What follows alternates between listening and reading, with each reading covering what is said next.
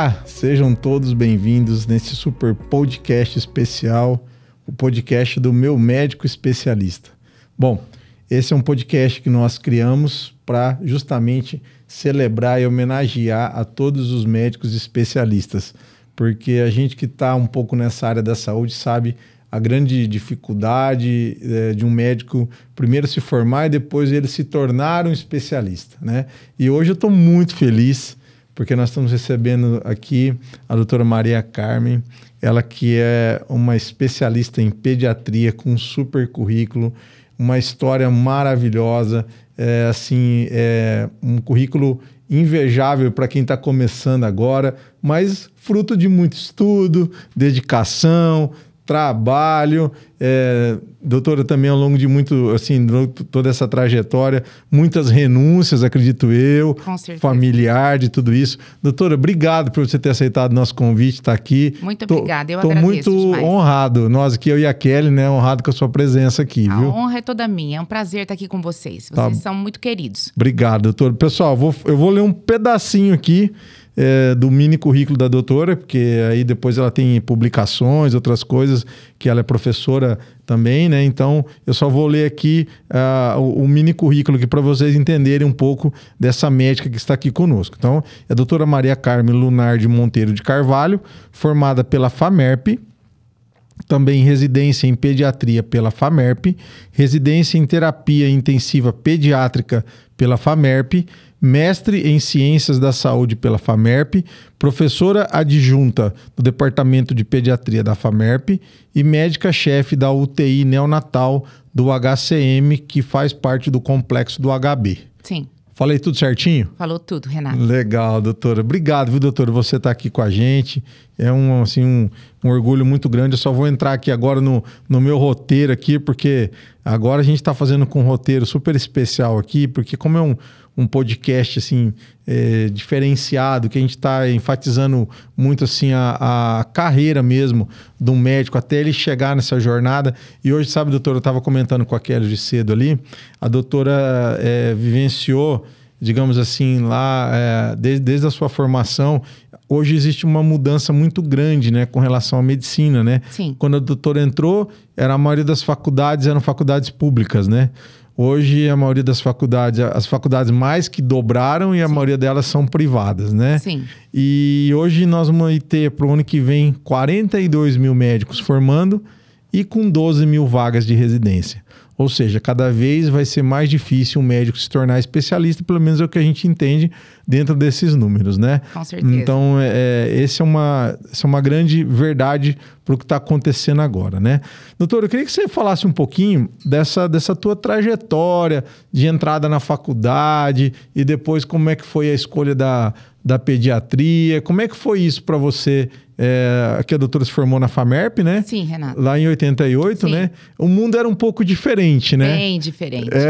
Mas eu acredito que em termos de estudo, preparação para entrar na faculdade, eu acredito que era difícil tão quanto. Sim, sim. Né? Mas conta um pouquinho dessa tua trajetória para as pessoas que estão entrando agora na faculdade, ou querem fazer medicina, ou estão pensando em fazer uma especialização, uma residência, ter um pouquinho dessa tua história, que eu acho que é legal. Ah, sim, com certeza, Renato. Eu sempre quis fazer medicina, desde criança.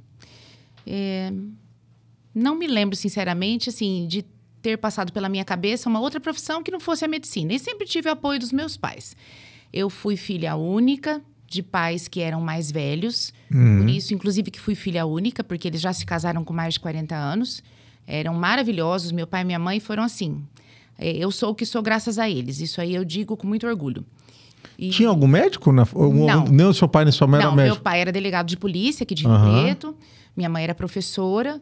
E nunca tive médicos na família. Então, era uma escolha assim. Eu, de criança, aí eu quero ser médica. E eu fui crescendo e continuando querendo ser médica. E aí eu estudava demais, porque a gente sabia que era difícil. Sempre foi difícil entrar em medicina, principalmente nas faculdades públicas. Particulares, né? Ou públicas, isso. E tanto que eu entrei direto do terceiro colegial. Eu entrei com 17 anos em medicina. Entrei na época aqui, entrei em Campinas. E meu pai sempre me apoiou demais, mas a única coisa que ele me pediu, filha, não vá embora de casa. Legal. Porque eu era filha única e eles já eram mais velhos. E na hora que ele falou, ele não precisou nem falar. Eu falei, não, pai, eu vou ficar aqui. E aí eu fiquei, tanto que eu saí de casa só pra casar, Renato. Então, a vida inteira eu morei com eles. Quantas vagas tinham quando você entrou, você lembra? 64. 64 vagas, então era lá atrás. Hoje é mais, né, doutora? Não, na verdade, o número de vagas é mais ou menos o mesmo, né? Isso. É que assim, hoje a gente tem um leque muito grande de faculdades, né? Sim. Não, vagas que eu falo na FAMERP. Sim, na FAMERP. Mas eu digo assim, a quantidade de vagas sempre foi a mesma. A mesma, não mudou. Não mudou. Entendi. É que assim, antigamente a gente não tinha tanta opção para prestar vestibular, né? Uhum. E aí, então, você passou aqui, passou em Campinas. Isso. E lógico, E optei por ficar aqui e porque... foi uma boa escolha, né, Foi doutora? a melhor escolha que eu fiz na vida, com certeza. Porque aqui eu fiquei, aqui eu fiz a minha carreira, aqui eu me casei, aqui eu fiz minha família, então...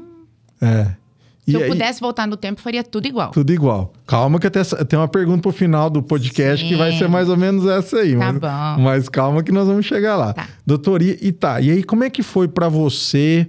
Hoje tem um dado interessante também.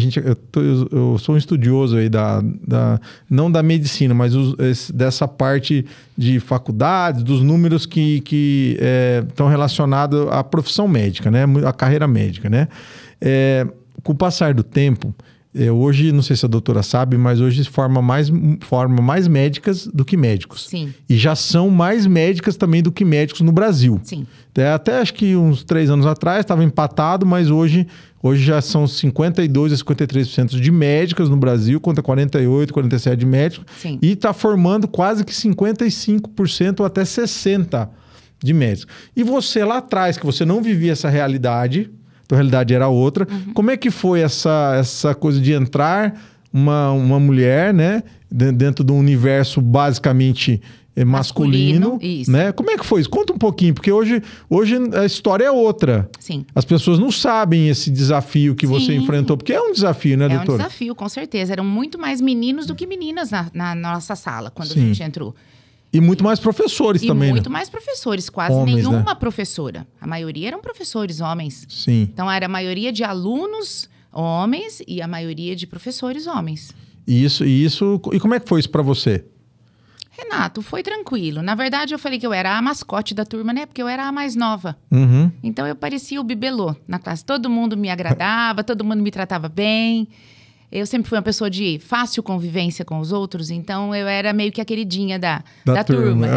Eu era aquela que mais estudava, então eu brinco que os meus cadernos, todo mundo pegava para tirar xerox. Olha só, eu sou da época do xerox do caderno. Legal, né, doutora? Hoje é tão fácil, eles tiram um print, né, doutora? Isso, mas eu era da época de escrever tudo no caderno e era eu que escrevia. Olha que... E o meu caderno passava de mão em mão. Todo mundo pegava o caderno da Maria Carmen para estudar. Que legal, hein, doutora? Sente saudade um pouco desse tempo? Sinto, claro que sinto. Não chega a ser nostálgico, mas uma coisa boa, né? Sim, é uma saudade boa. Eu falo que essa memória afetiva é uma coisa muito boa na vida da gente, né, Renato? Eu também acho. Eu gosto muito de ter essas recordações e são coisas que parece que alimentam a alma da gente, né? É o que faz a gente ainda se impulsionar, né? Sim. Antes de começar o podcast, tá falando para a doutora que nós estamos aqui numa carga de trabalho grande e ela também... E para vocês verem, né? Ela já é uma médica com carreira consolidada, muito reconhecida na nossa cidade, mas com uma carga de trabalho grande, né? Até porque essa parte, quem é médico pediatra não tem descanso, né, doutora? Não. O descanso a todo tempo está acontecendo alguma coisa, né? Sim. E você do estilo de médico que gosta de gente, que gosta de paciente. Sim. Então, quer dizer, é ali sempre cuidando, né? Sempre cuidando. E assim, mesmo que você não esteja trabalhando, você está em casa trabalhando. Hoje nós temos a ferramenta do WhatsApp, né? Sim. E acaba que isso ficou inevitável, a gente acaba tendo que usar e usa demais, entendeu? Então, e ajuda muito, né? Ajuda muito os pacientes. Doutor, e como é que foi a escolha da pediatria para você?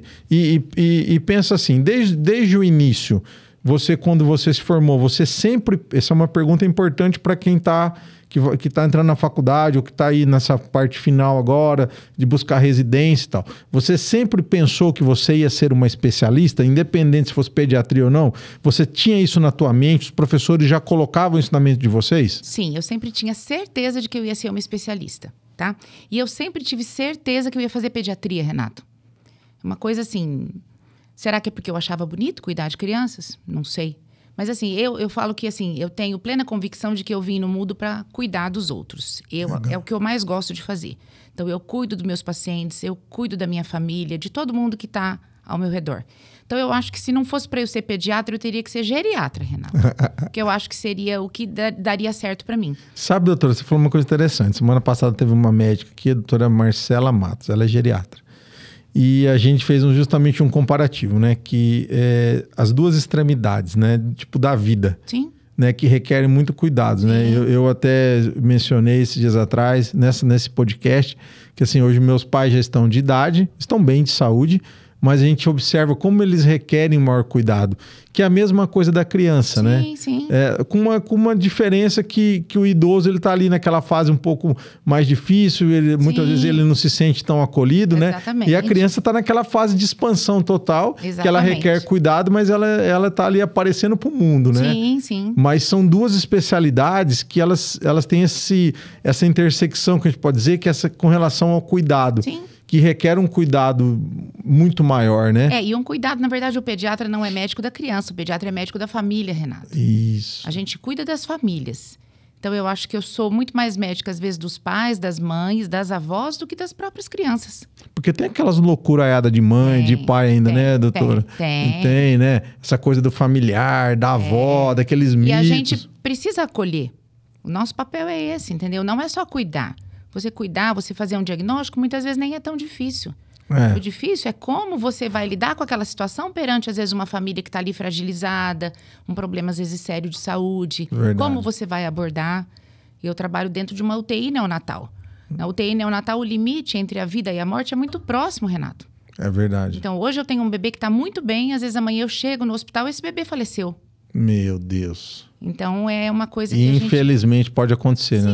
Sim, infelizmente pode. Infelizmente, né? Doutor, e como é que foi a escolha da pediatria? Tá. E fala da escolha e do tempo que você ficou na residência, quanto tempo foi, como é que foi essa experiência, que é bacana. Sim, então a faculdade de medicina são 6 anos, né? Todo mundo sabe. Então, eu sempre quis fazer.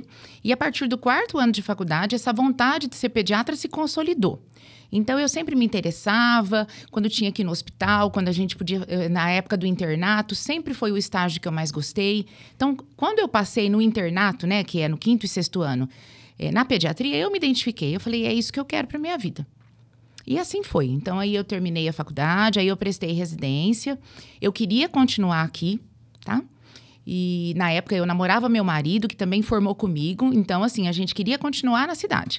Passamos na residência médica, ele na área dele, eu na minha, pediatria.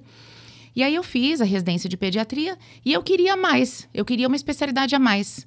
Eu gostava muito de terapia intensiva, gosto muito, né? Que é a parte de UTI. Aí depois de terminar a residência de pediatria, eu fiz a residência de terapia intensiva pediátrica. Que é, para as pessoas entenderem... É a UTI, né? É que a UTI e é uma subespecialidade. É uma subespecialidade, dentro mas da pediatria. É uma outra residência que você tem que fazer. Isso. Não dá para você só fazer pediatria e falar, sou médico de UTI. Não, você não é médico de UTI. Você tem que fazer uma residência. E aí, pessoal, tem uma coisa que chama-se RQE, que é o Registro de Qualificação de Especialista, que confere um registro tanto para pediatria quanto para terapia intensiva pediátrica. Isso. Então, é só para você que está nos escutando entender como demora e todos os processos para o médico se tornar especialista e ainda mais ele ter uma subespecialidade. Sim. Né? Sim. E doutor, e daí dentro disso que surgiu a questão do neonatal. Sim. Então, com a residência de terapia intensiva pediátrica, que é o que nós chamamos de neonatal. Não, na verdade não, Renato. Não. É o seguinte, na época, quando eu terminei minha residência de pediatria, aqui no hospital de base, na faculdade, a gente só tinha uma UTI que era mista. Era uma UTI pediátrica mista com neonatal. Tá. Os bebês e as crianças maiores ficavam juntos. Então, eu fiz a minha residência em terapia intensiva pediátrica. Então, na época, eu cuidava de crianças maiores e de recém-nascidos. Depois, quando eu terminei, veio o convite para eu ser contratada e ficar trabalhando na instituição. E eu e uma outra médica, que era um pouco mais velha do que eu, neonatologista, ela teve a ideia de vamos formar uma UTI neonatal, vamos separar as UTIs, ficar uma UTI só pediátrica e uma neonatal. E ela me chamou para trabalhar com ela, para a gente montar essa UTI neonatal. E é onde eu estou até hoje. Nossa, Então, isso. aí teve essa separação. Tá. Hoje, se você for no Hospital da Criança, nós temos a UTI neonatal, nós temos UTI pediátrica, nós temos a UTI da cardiologia infantil. A parte de terapia intensiva do HCM, seguramente é uma das maiores ou é a maior do interior de São Paulo. Tá. Doutor, e assim, e como é que foi? Você viu praticamente o HCM nascer, então? Não, eu vi o HCM nascer. Isso. Nós ajudamos a transportar, a trazer as incubadoras do HB para o HCM. Então fala disso, porque isso chega a ser um marco histórico para nós, né? Talvez as pessoas não saibam também, São José do Rio Preto é uma das cidades que respira medicina, é a segunda maior per capita de médico por habitante do país. Nós temos o segundo maior hospital escola do país, só estamos atrás do Hospital das Clínicas em São Paulo. Depois disso é o HB junto com o complexo FAMERP, HCM, ou seja, todo esse complexo. Então nós estamos aqui falando com a doutora Maria Carmen, isso é importante, gente, que viu esse hospital, que não só viu, né? Foi parte ali... digamos, inclusiva, né, doutora? Sim. Participei ativamente de todo o processo. Parte ativa do nascimento do HCM, que é um dos hospitais mais importantes do interior do estado para o atendimento das crianças. Sim. Fala como é que foi isso, doutora. Porque na época a gente ficava no HB, né? O HB todo mundo sabe essa maravilha que é, né? Um centro de referência e está cada vez melhor. E aí surgiu a necessidade de você, e a vontade, assim, a gente vislumbrou a possibilidade de ter um hospital onde você pudesse cuidar de crianças e cuidar de gestantes. Por isso que chama HCM, né? Hospital da Criança e Maternidade. Sim. Né? E aí, projetos, o pessoal da diretoria, sempre muito, assim, ajudou demais a gente na construção, né? Na elaboração desse plano que, por fim, se concretizou. Né? A gente teve bastante apoio do governo do estado também, da época do pessoal da prefeitura aqui de Rio Preto, enfim. E por fim se concretizou esse sonho. Então, assim, para você ter uma ideia, Renato, quando eu fiz residência de UTI pediátrica. Na época a gente tinha uma UTI de 10 leitos, onde ficavam todos os pacientes, os pediátricos e os neonatais, que são os recém-nascidos. Aí a gente separou lá no HB mesmo, para uma UTI bem pequenininha neonatal com 4 leitos, Renato. A gente começou com uma neonatal de 4 leitos. E aí manteve a pediátrica com os 10.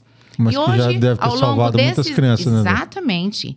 E hoje, ao longo de todos esses anos, a gente está hoje numa UTI aqui neonatal, que hoje a gente tem 32 leitos de UTI neonatal. Nossa, que maravilha. Só que assim, estamos expandindo. E dentro, em breve, teremos 38 leitos de UTI neonatal, mais leitos de semi-intensiva, mais os leitos de unidade canguru, que é aquela unidade onde o bebê prematuro fica prestes a ir para casa, um pouquinho antes da alta, que ele está quase no ponto de ir embora, ele fica na unidade canguru. E aí, assim, o serviço cresceu demais. Então, seguramente, a neonatologia dentro do Hospital da Criança é o maior serviço que tem. Porque a gente tem a UTI neonatal, temos a UCI, que é a Unidade de Cuidados Intermediários, que a gente antigamente chamava de semi-intensiva. Temos a Unidade Canguru, que é onde ficam esses bebês. Temos o alojamento conjunto, que é onde ficam os bebês que estão bem, que nasceram, que ficam com as mães no quarto. E temos um serviço de sala de parto, com pediatra 24 horas na sala de parto, para poder estar a todo momento, a qualquer momento, recepcionar esses bebês que nascem. Que top, hein, doutora? Maravilha. Doutora, deixa eu te fazer uma pergunta. Quando você, lá atrás, você algum dia sonhava ou imaginava que você... Lógico, você disse que você queria ser médica, queria ser pediatra, mas você imaginou que você ia fazer parte de tudo isso? Você tinha em mente isso? As coisas foram acontecendo? Como é que foi isso na sua vida? O que você sente hoje com tudo isso? Eu sinto muito orgulho, né? Uma satisfação muito grande. E eu sempre passo isso para os residentes, porque eu estou lá na UTI todos os dias e os residentes estão passando comigo. E eu sempre falo para eles que o segredo é, assim, muita dedicação e fazer tudo com muito amor, Renato. Porque isso daí faz muita... É o que faz a diferença na vida da gente, entendeu? Sim. Mas eu tenho muito orgulho. Quando eu olho para trás, eu falo, puxa, como era e como é hoje, né? Mas no fundo, Renato, eu achei que eu iria chegar exatamente aqui. Que legal. Eu achava isso. Eu achava que eu fosse ficar na faculdade, eu achei que eu fosse ser professora da faculdade. Eu sabia que eu ia conseguir, se Deus me permitisse, e Ele permitiu, ser chefe de uma unidade, porque eu sempre gostei demais. E trazer esse resultado para as pessoas, né? Sim, sim. Que é vida, né? É vida, é vida. Eu imagino assim que como deve ser gratificante para você ver as crianças que estão ali nasceram prematuros ou com algum problema, né? Indo saindo disso e evoluindo, indo para casa, né? Como também deve ser, assim, triste demais perder alguém, né, doutora? Muito triste. Eu acho que são as duas coisas que mais mexem aí. As pessoas dizem, o médico está acostumado. Não, a gente não está acostumado. Ninguém está acostumado a perder ninguém, Renato. É que, assim, a gente precisa trabalhar muito bem nesse sentido de tentar não deixar isso nos afetar, né? Uhum. Mas ninguém está acostumado. O pessoal tem mania de dizer, o médico é um pouco frio. Então, ele está acostumado a ver os outros morrerem. Não é que a gente está acostumado. É que a gente se prepara para não deixar isso influenciar a nossa vida, né? Sim. E para a gente continuar o nosso trabalho, né? Mas não é que está preparado, né, doutora? Isso mexe com a gente, Lógico, claro. Não, mas muitas vezes também essa questão de ser frio é que eu imagino o seguinte, naquele momento ali que precisa resolver. Sim. Precisa, né, doutora? Entrar numa coisa... Não, a emoção não pode dominar aquele momento. Você tem que agir com a razão. Muitas vezes depois, os pacientes, quando vão a óbito, a gente chora junto com as mães, a gente abraça o pai e a mãe, a gente chora junto. Sim. Quase todo dia eu choro, Renato. Acho que a pessoa que mais chora nessa vida sou eu. Eu me emociono realmente. Mas na hora que a gente precisa resolver, ser resolutivo, a gente tem que agir com a razão naquele momento, entendeu? Para você tomar a decisão certa. Até porque, né, doutora, se perde bem menos gente do que bem menos bebês do com que... Certeza, então, quer dizer, com certeza. A alegria aí, né? Só que naquele momento, né, você tá ali com a família, você tá ali, né, consternando junto, né, fazendo parte de tudo aquilo, com né? Certeza, com certeza. E eu acho que isso é o grande tchan desse trabalho, né, doutora? Sim. Doutora, e assim, e você tem alguma história, assim, que você lembra de um caso que estava muito difícil, ou demais que você fala, nossa, e realmente vocês ali fizeram um trabalho tão diferenciado que graças a Deus, que não perdeu essa criança. Muitas histórias. E teve algum caso de uma criança que já se tem um bom tempo já, que você viu depois de adolescente, jovem, adulto? Aconteceu isso já? Isso é muito bom, porque eu tenho muitos prematuros que ficaram comigo na UTI que vão comigo até hoje. Eu tenho prematuro que está com 18 anos e vai no meu consultório. Ai, não desapega. É impressionante. Então, tem muitas histórias de bebês que, estavam muito mal, sabe? De eu sair do plantão e eu falar, meu Deus, será que essa criança vai estar aqui amanhã? E a criança melhorou e saiu. Claro, alguns, Renato, acabam saindo com algumas dificuldades, algumas pequenas sequelas, outros, às vezes, com umas sequelas um pouco maiores. Mas, cada vez mais, a gente se esforça para fazer com que essas crianças saiam da melhor maneira possível, para que eles possam ter a melhor qualidade de vida possível e o menor número possível de sequelas. Sim. O objetivo cada vez maior é esse. Deixar a menor quantidade possível de sequelas para esses bebês. Doutor, e outra coisa também, hoje com tudo que vocês têm, todos os estudos, toda a tecnologia, você consegue se antecipar muita coisa já? Com certeza, já no pré-natal. No pré-natal. Fala um pouquinho disso, porque isso era uma coisa que até, 15, 20 anos atrás era praticamente impossível, né? Então, há 15, 20 anos atrás, muitas vezes, um bebê nascia, às vezes, com uma malformação congênita que a mãe não sabia antes do nascimento que tinha, não descobria. Durante o pré-natal, não descobria no ultrassom obstétrico, que não era tão avançado quanto hoje. Para você ter uma ideia, a gente tem aqui no serviço, um serviço que é um serviço de medicina fetal. Então, a medicina fetal é o seguinte, todas as gestantes cujo bebê tem malformação, de toda essa nossa região, porque a gente atende uma região de mais de 100 municípios, Renato, são encaminhados para cá, para terminar o pré-natal com a gente e fazer o parto aqui. Então, bebês com malformações congênitas graves, que antes acabavam vindo a óbito, hoje em dia têm uma condição de viver e de viver bem, graças ao diagnóstico intraútero. Sim, que facilita o tratamento pós-nascimento. Você já sabe o que você está esperando naquele nascimento. E você tem condições de preparar já essa família. Se vai ser uma patologia cirúrgica, você já tem condições de avisar essa família. Esse bebê vai nascer e provavelmente ele vai precisar de uma cirurgia. Essa cirurgia deve ser entre o 2º e o 3º dia de vida.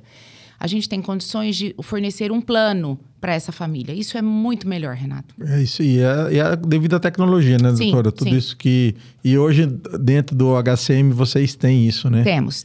Hoje é um hospital de ponta nisso, De ponta. Né? Não, e eu tenho muito orgulho. Eu falo que o HCM é a minha segunda casa. Que legal, hein, doutora?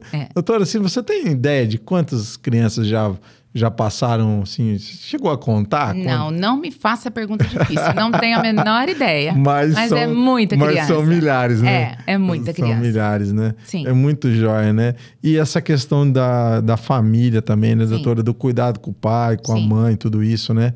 E muitas vezes também... também às vezes a gente precisa ser firme também com esse pai, com essa mãe, de dar um posicionamento, né? Esse é uma, digamos assim, é uma tarefa do médico, né? Ah, com certeza. E mesmo a gente lá na UTI, bom, hoje nós temos até uma separação lá na UTI, tem uma UTI que concentra mais os pacientes do SUS, outros mais os pacientes do convênio, mas não tem diferença nenhuma para nós, Renato, nunca houve. Tanto que muitas vezes a gente nem sabe qual paciente é SUS e convênio. O tratamento é o mesmo, as medicações são as mesmas, os aparelhos são os mesmos e os médicos são os mesmos. Olha aí. O pessoal tem mania de falar, é porque o HCM é um hospital-escola, então é só o residente que faz. Não, o residente não faz nada sem supervisão de um chefe lá. Eu fico o tempo todo que eu estou lá, eu fico dentro da UTI, Renato.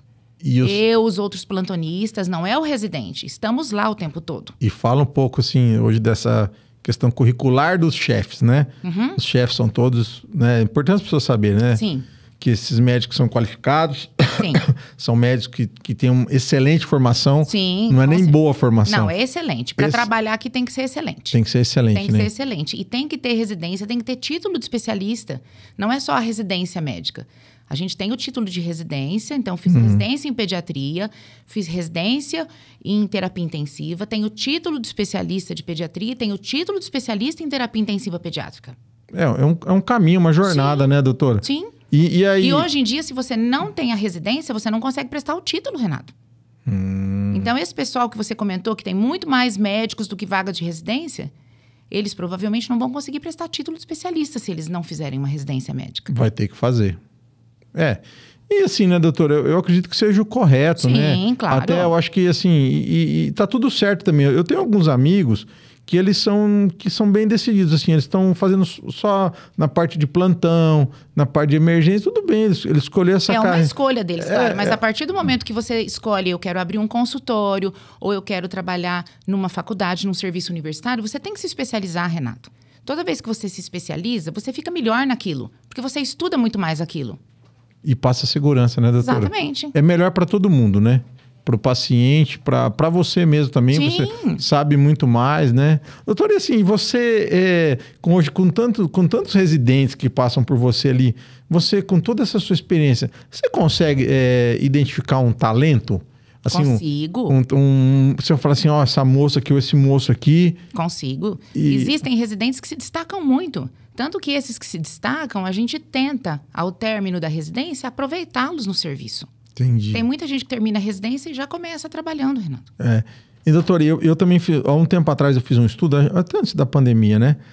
Havia caído um pouco o número de pessoas fazendo pediatria. Sim. Né? Só que isso mudou. Mudou, que hoje é uma das especialidades que vem sido mais buscadas. Ela cresceu. Ela cresceu, mas ainda ela está bem aquém de outras especialidades. Porque, infelizmente, Renato, tem muita gente que procura uma especialidade pensando na parte financeira. Tá. No que de lucro essa especialidade pode trazer. E a gente sabe que na medicina existem áreas que são muito mais rentáveis. A pediatria a gente não tem procedimentos na pediatria. A gente vive do atendimento, das consultas, né? E basicamente das orientações e tudo mais, mas nós não temos procedimentos, nada que consiga agregar ao nosso salário. Então, tem muita gente que acaba deixando de lado, não quero fazer pediatria, quero fazer uma outra especialidade, pensando às vezes na parte financeira. Mas a gente teve um período em que estava assim, a procura estava bem baixa, deu uma melhorada, tá? Mas ainda bem aquém de outras especialidades que são um pouco mais, vamos dizer assim, mais rentosas, né? Que ainda a procura continua grande. Mas assim, né, doutora, essa questão da rentabilidade também, assim, eu acredito que hoje, que nem você, com a carreira consolidada, que você tem poucos horários por conta do hospital. Sim. Mas eu acredito que o seu consultório é muito, muito bem procurado e você deve ter praticamente... você não deve ter agenda, deve ser muito... Né? É que, na verdade, eu fico 20 horas semanais só no hospital. Eu chego muito cedo no hospital, todo dia, 6h30 da manhã eu tô no hospital, Renato. E a partir das 10 e pouco, mais ou menos, eu já estou no consultório. E eu fico até a noite, todos os dias. Eu não vou para minha casa almoçar. Então, todo mundo imagina, olha, a vida dela é uma maravilha. É uma maravilha, não tô falando que não seja. Mas, assim, é de muito trabalho, Renato. Até hoje. Mas é uma maravilha porque você gosta dessa vida. É porque eu gosto. E faz com excelência, gosta de gente, né? Sim, gosto de gente. É exatamente isso. Né? Eu tenho um médico, ele é meu amigo, ele vem aqui, ele falou assim, se o médico não gosta... Quem lida com consultório, né? Tirando aquele médico que ele faz exame, né? Um radiologista. Sim, que às vezes não tem tanto contato com o paciente, mas quem tem contato com o paciente tem que gostar de gente, né, doutora? Senão não serve para estar ali. Ainda mais na senão pediatria. Não vai ser feliz. E a gente tem que ser feliz naquilo que a gente faz. E essa questão do dinheiro relacionado a essa questão de satisfação, é isso aí, ser feliz, né? Ser feliz, Né? Porque eu acho que não tem coisa melhor na vida do que isso, né, doutora? Não. Se você fazendo aquilo que você gosta, se você for feliz, você vai desempenhar muito melhor seu trabalho, Renato. E ver essas coisas acontecendo. Eu acho que para você deve ser tão gratificante. Eu acho que é mais gratificante. Eu acho que é algo assim que deve, sim... Em algum momento você se pega lá dentro daquele complexo assim e fala, nossa, que doidura isso aqui. Porque a evolução foi muito grande, né? E foi acompanhando. E aí você fala, meu Deus, onde que isso tudo chegou? Já aconteceu isso? Acontece. Porque eu olho lá atrás, eu me lembro do hospital, do que era o hospital de base quando eu era 5º, 6º ano de faculdade, Renato. Você não tem ideia o tanto que mudou isso ao longo desses anos. Uma coisa, assim, absurda. O complexo que está isso aqui hoje. E não para, E a gente tem orgulho de fazer parte disso. E a gente, assim, felizmente, a gente tem conseguido formar bons profissionais que têm ficado trabalhando lá com a gente, porque o objetivo é que daqui a um tempo outras pessoas vão assumir meu lugar, vão assumir, né, as pessoas mais jovens. E a gente está tendo a oportunidade de formar essas pessoas hoje. Isso é muito bom. Sabia que ia ser muito legal esse podcast, porque, gente, na boa, assim... de coração, não é todo dia que a gente tem assim, uma oportunidade de ter uma médica como a doutora Maria Carmen aqui, que tem uma vivência maravilhosa, uma experiência muito grande e que, assim, que sente prazer em estar atendendo as pessoas e resolvendo, né, os casos de saúde das crianças, né, doutora? Com certeza. Doutora, agora é o seguinte, ó, tem duas perguntas aqui que eu sempre faço, que são perguntas importantes, que nós vamos dar uma relembrada aí no passado ou trazer à memória algumas coisas que são marcantes. Certo. Você tem, assim, consegue lembrar de 3 pessoas importantes que marcaram a sua trajetória profissional, tá? Então, na sua trajetória profissional. Pode ser seu pai, que na doutora falou, meu pai ou minha mãe foram decisivos para mim tomar decisão, ou algum professor... ou algum, assim, 3 pessoas que você... Pode ser até mais, entendeu? Mas assim, que você se lembre, até que você queira honrar essas pessoas também, né? Independente se estão vivas ou não, né? Mas a honra, ela é indiferente, né? Eu não podia deixar de jeito nenhum meu pai e minha mãe de lado, Renato, porque foram, assim, maravilhosos. Eu falei para você isso no começo e eu falo agora que eu sou o que eu sou graças a eles. Meu pai era uma pessoa fantástica, ele era um homem espetacular, maravilhoso, um homem digno, um homem honesto, e ele era muito correto, ele era delegado regional aqui de Rio Preto, e ele sempre foi muito correto, então todo mundo que naquela época conheceu meu pai sabe disso que eu estou falando, então todo mundo se lembra do meu pai por conta disso. Então eu sempre me espelhei muito nele. Qual que é o nome dele, doutora? João Antônio Salles Monteiro. Tá. E ele foi assim... para as pessoas que o conheceram, é que meu pai, assim, já faz tempo que ele faleceu, fez agora 20 anos que ele faleceu, ele morreu com 80 anos. Se meu pai fosse vivo, ele teria 100 anos, Renato. É que, como eu disse para você, meu pai e minha mãe se casaram mais velhos, né? Mas o pessoal que conviveu com ele naquela época sabe que isso tudo que eu estou dizendo é verdade.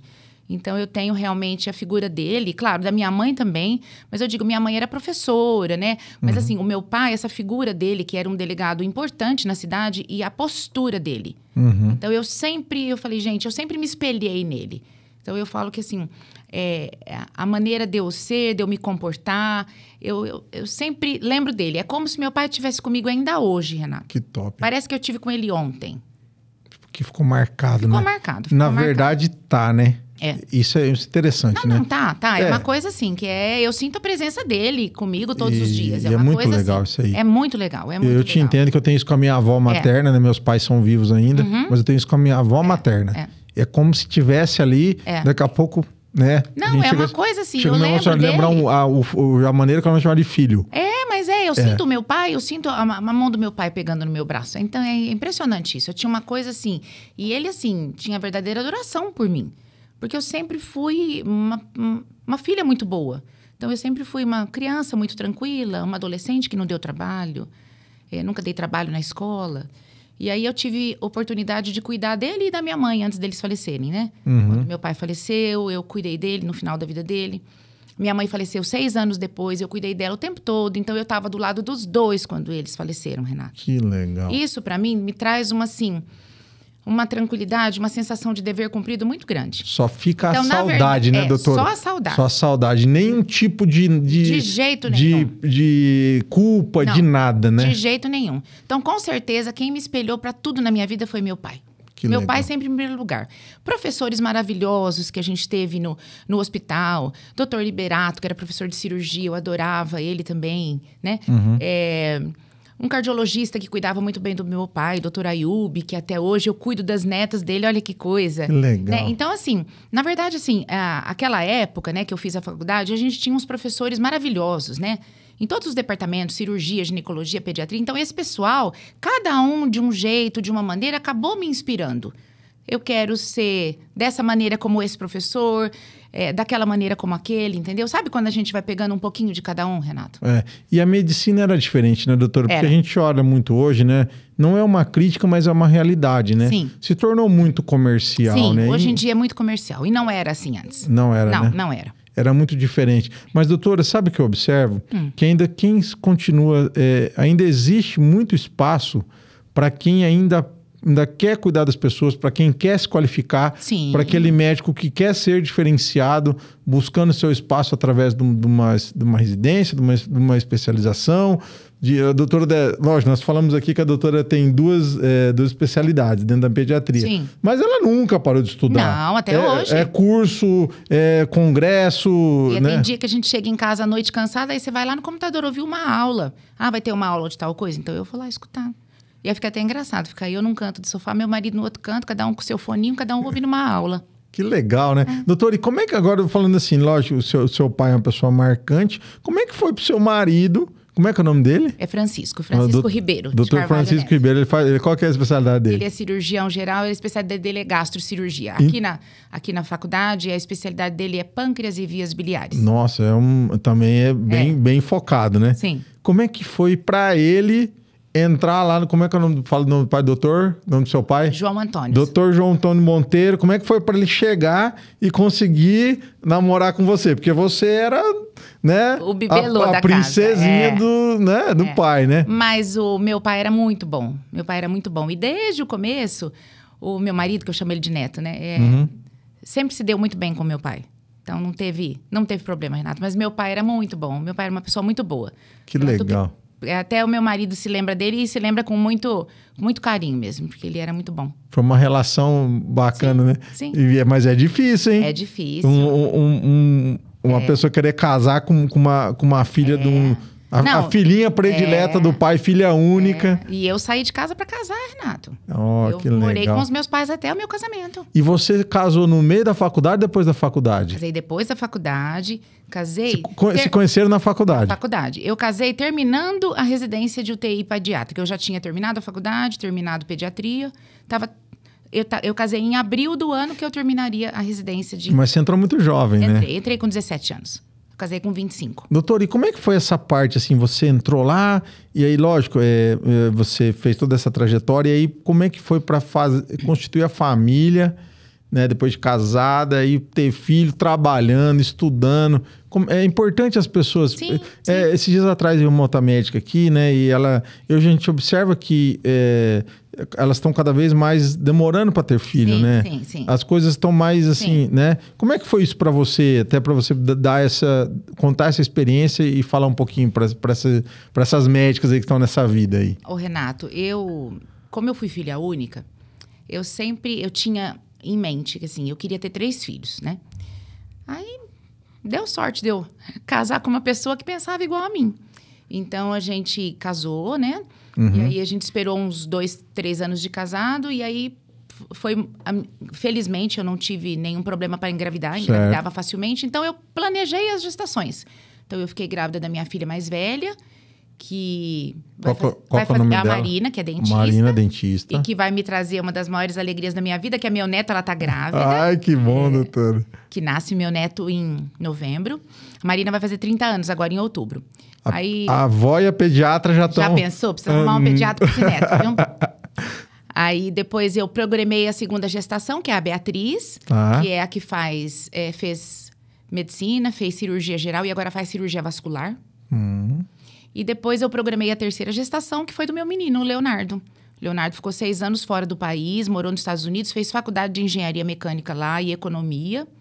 Ficou mais 1 ano trabalhando lá e agora esse ano ele me deu a alegria de voltar para casa. Ai, Ele que voltou bom. porque ele quis, não foi porque eu, mamãe, fiquei insistindo, não. A gente sempre apoiou muito ele, eu e meu marido. Certo. Para ele fazer o que ele quisesse fazer. Ele ficou lá por um tempo e agora ele falou, eu acho que chegou a hora de eu voltar. Ai, que bom. Então ele tá de volta.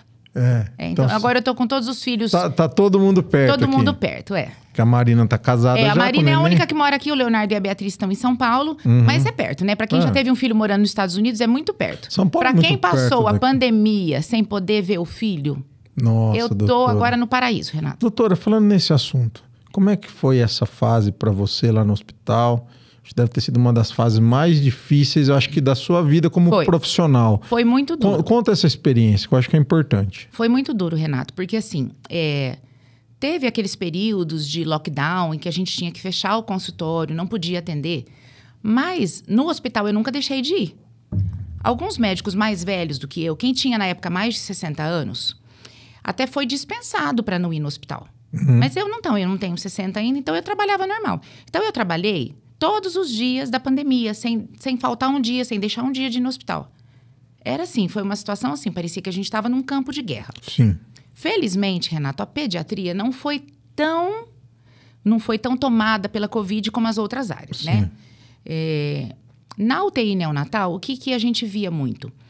Muitas mães que pegavam Covid, principalmente naquela época que estava um caos, e que os bebês nasciam prematuros, e muitas mães que morreram e deixaram os filhos órfãos, Renato. Nossa. Isso marcou demais, né? A mãe chegava com Covid, a mãe piorava, entrava em insuficiência respiratória, tinha que ser entubada e tinha que ser feita uma cesárea, um bebê prematuro. O bebê ia lá para mim, o bebê ficava bem e passava um tempo a mãe morria. Isso aconteceu várias vezes. Foi uma coisa que marcou muito. Eu olho para trás e eu falo, será que eu vivi tudo isso mesmo? Mas eu vivi. Nós todos vivemos, né? Engraçado, né? Hoje eu fui no Iguatemi, que a gente está trazendo um médico, acho que a Kelly comentou com você, que vai estar aquele pneumologista, inclusive deve ter muita história boa para contar disso também, né? De história boa, histórias, né? Sim. Importantes, né? E quando eu tava ali, que eu ia lá na leitura, que vai fazer lá, o livro dele vai ser colocado lá, foi muito... Na hora que eu pisei ali naquela entrada, eu lembrei aquele negócio do Iguatemi, onde tinha um negócio para passar a mão. Em gel, isso. E a sensação de que eu tinha que colocar uma máscara, né? Então foi marcante demais, né, doutora? É uma coisa que acho que os nossos netos aí vão estudar isso, os bisnetos, quer dizer, isso é história aqui, né? Hoje a gente olhando, parece que a gente viveu num filme, né? Aquilo lá foi um filme. E aquilo voltou na minha cabeça ali, realmente, você falou assim, puxa vida, nós passamos isso, né? Passamos. Na época eu sofri demais, porque eu não podia ver meu filho, ele não podia vir pra cá. Não podia. Eu não podia entrar nos Estados Unidos, ele não podia vir pra cá. Fiquei quase 2 anos sem vê-lo. Quem me conhece sabe o tanto que eu sou amorosa, isso foi difícil demais pra mim. Eu imagino. Entendeu? Imagino. Doutor, e a segunda pergunta que eu faço, geralmente é assim, hoje são quantos anos já de formação? Agora, em dezembro, eu faço 35 anos de formada. De formada. Isso. Se a Maria Carmen de hoje, a doutora Maria Carmen de hoje, o que ela daria de conselho ou orientação ou de apoio ou outra palavra que fosse, ou parabéns, ou para Maria Carmen lá de 35 anos atrás? Ou tipo assim, fez tudo certo, valeu a pena, fez o caminho correto, ou alguma coisa, poxa, poderia ter feito assim, mas, lógico, sem nenhum arrependimento, mas assim, o que você falaria? O que eu falaria para mim há 35 anos atrás, se eu pudesse voltar no tempo? Renato, eu diria que eu fiz tudo certo, do jeito certo, na hora certa. Eu daria os parabéns para mim mesma. Legal. Porque eu consegui, assim, escolher uma profissão com a qual eu me identifico, que é assim, eu falo que a razão da minha vida, Renato, é a minha família e a minha profissão. Sim. É isso que me impulsiona e que faz com que eu tente ser cada vez melhor, entendeu? Então, assim, escolhi a profissão certa, escolhi ficar no lugar certo. Tivemos oportunidade na época, eu e meu marido, de sair de Rio Preto. E eu pedi para ele, vamos ficar aqui, amor. Eu tinha, na época, meus pais vivos, né? E eu não podia ficar longe deles. E ficar aqui e poder continuar trabalhando na faculdade, no hospital, foi a melhor coisa que eu fiz. Montar meu consultório foi a melhor coisa que eu fiz. Eu daria os parabéns por essa escolha profissional que eu fiz, pela especialidade que eu escolhi. Tem gente que fala, eu fiz o X errado, escolhi. Não, eu não fiz o X errado, eu fiz o X certo. Eu escolhi o que tinha que ser. Para mim, eu não me vejo fazendo outra coisa, Renato. Nossa. Eu não saberia fazer outra coisa a não ser pediatria.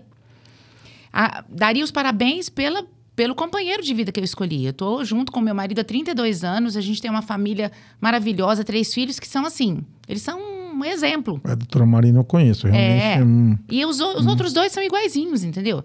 Então, eu falo, eu só tenho que agradecer.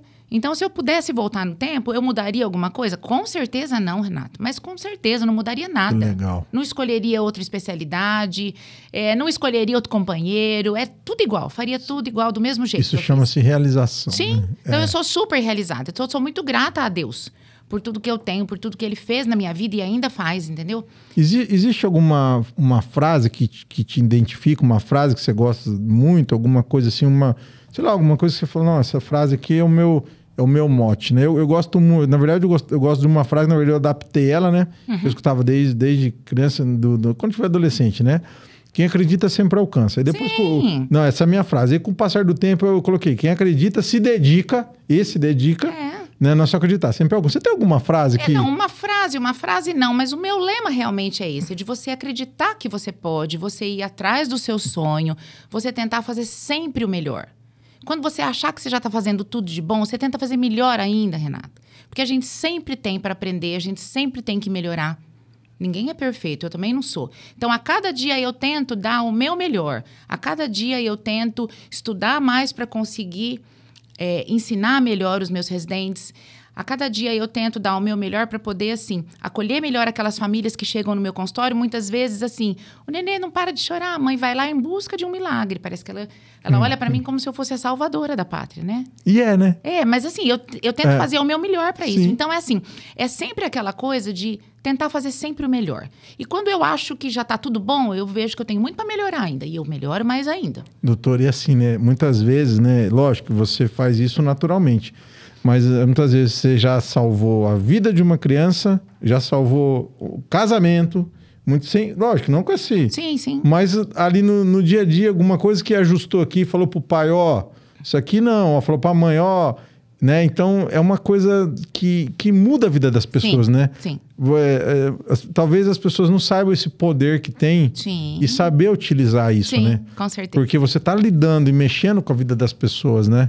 E se você tivesse uma boa intenção com relação a isso, quanto que você pode impactar positivamente a vida dessas famílias, né? Com certeza. Porque hoje está tão difícil, né, doutora? A gente percebe, né, a dificuldade, né? A família muito sacrificada por conta de várias coisas, né, que estão acontecendo. No momento não é esse assunto, mas assim... Mas como é importante alguém que está ali para poder ajudar, né? Sim. Seja qual for a formação dessa família, né? Sim. Mas alguém que está ali no apoio, né? E aquilo que você falou lá atrás, voltando. Quando você decidiu ter os seus filhos e tal. Eu e meu marido tomamos essa decisão juntos e um apoiou o outro. Eu saía para dar plantão, eu dava muito plantão, Renato. Hoje eu não dou plantão, mas eu dava 15, 20, cheguei a dar 25 plantões no mês.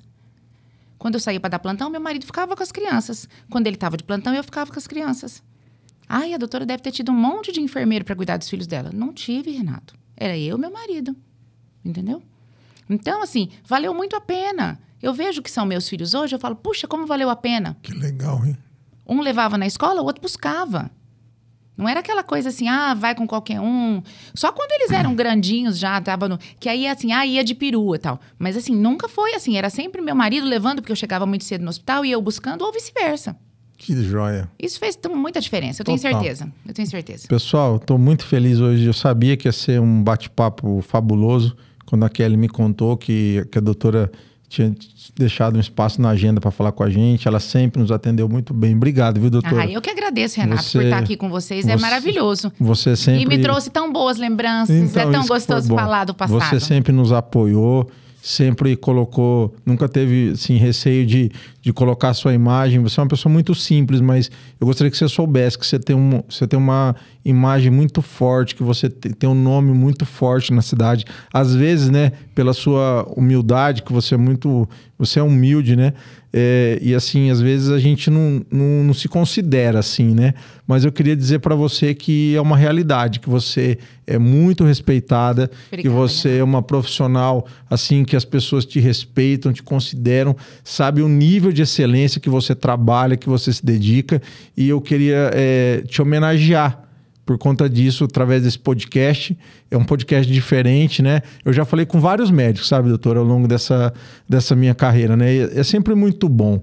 Mas, assim, eu gosto muito de contar histórias, celebrar histórias e honrar essas pessoas que fazem a diferença na vida das pessoas. E você é uma delas. Você é uma riopretense que honra Rio Preto com a tua excelência no que você faz. Muito obrigado por você também nos ceder um pouco disso aqui para a IQS Saúde, que é um nome que foi dado pela Kelly naquele primeiro encontro nosso, que era Informação que Salva. A gente estava numa transição de revista Saúde, né? Eu tive a oportunidade de participar. Que você tive a participar, uma das nossas madrinhas lá. Sim. E o IQS vem de Informação que Salva. E nada melhor dessa informação dada por uma profissional de alto nível como você. Obrigado, viu, doutora? Eu que agradeço, Renato. Para mim foi assim um presente estar aqui com vocês, poder conversar um pouquinho, poder contar um pouquinho da história, poder reviver o passado. Eu falo que, eu já falei isso para você hoje, mas assim, a memória afetiva é uma coisa muito forte na minha vida.